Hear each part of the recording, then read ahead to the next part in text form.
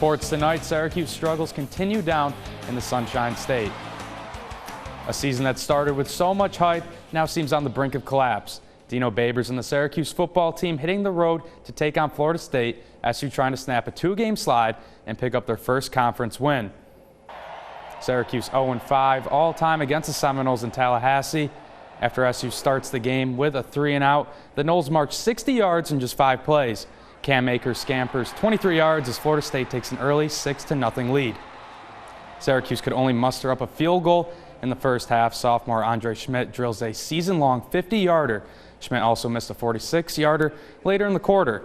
It was the Cam Akers show in Tallahassee, though. Just over a minute to play before the half, Akers scores his third touchdown of the half. Syracuse down 21-3 at the break.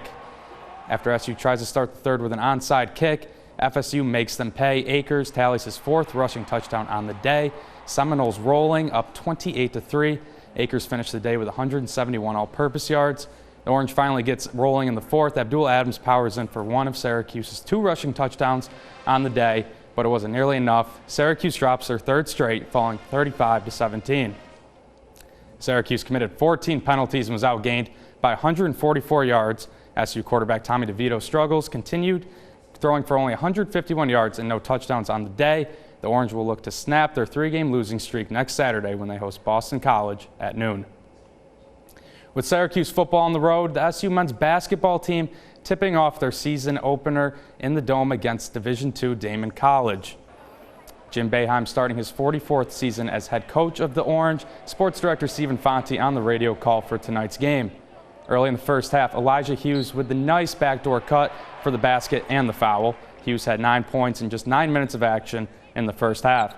6 minutes to play in the first, sophomore Robert Braswell comes off the bench and buries the 3, SU rolling up 47-28 at halftime. Second half action, Hughes and company take over. Hughes to Buddy Boeheim, who dials up long one from distance, 8 points on the night for the coach's kid. A few minutes later, it's Hughes again. Elijah drills the 3 and is fouled. Syracuse pushes the lead to 25. SU continues their attack. Joe Girard goes up top for Robert Braswell, who drops down the 2-hand hammer, 17 on the night for Braswell. Hughes led the way with 24 points on 8 of 11 shooting from the field as he hits the silky smooth jumper. Syracuse cruises in their exhibition opener with a 90-71 win over Damon College. Overall, they're really good, smart team, really good game for us. I thought we did some things well. We shot the ball well. We rebounded it pretty good. We made some bad turnovers. We weren't quite ready in certain situations, which there's no excuse for that. You know, we have three guards that made 12 turnovers, and that's not going to get it done. So that's something we can work on.